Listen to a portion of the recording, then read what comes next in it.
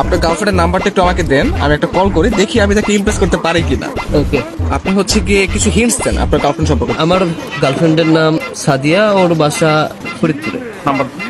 Hello. আসসালামু আলাইকুম। ওয়ালাইকুম আসসালাম, কে আপনি? সাদিয়া বলছেন? জি। আমাকে আপনি চিনবেন না, আমি আর কি আপনাকে অনেকদিন ধরে ফেসবুকে ফলো করি। কেন কল করেছেন? আপনার পরিচয় কি? অ্যাকচুয়ালি আমার নাম হচ্ছে মাহিন, তো আপনি আমাকে চিনবেন না, পরিচয় দিয়েও লাভ নেই। আপনি দেখতে যেরকমটা সুন্দর, আজকে কল করার পর মনে হলো আপনার বয়সটাও এরকম সুন্দর। মানে আপনি সব দিক দিয়ে পারফেক্ট, মানে একটা মানুষ এত সুন্দর কিভাবে হয়, মানে আমি আর কি কল্পনা করেও পারতেছি না।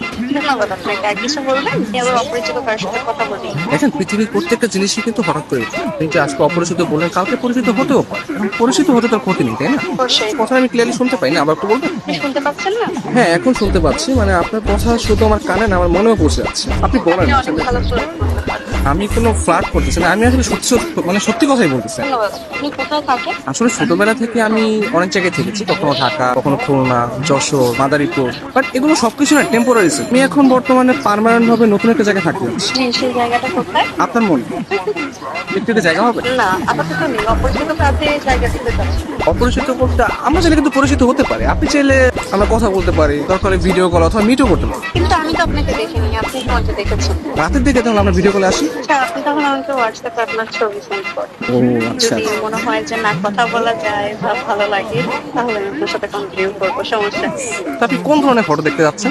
আপনার কিছু ওয়াও টাইপের ছবি দিন, যেগুলো দেখে আমার ভালো লাগবে। আচ্ছা ঠিক আছে, আমি আপনাকে কিছু আমার সত্য সত্য পিক পাঠিয়ে। তার বাচ্চা সুন্দর সুন্দর কেন হঠাৎ টিপ দিয়ে দিই?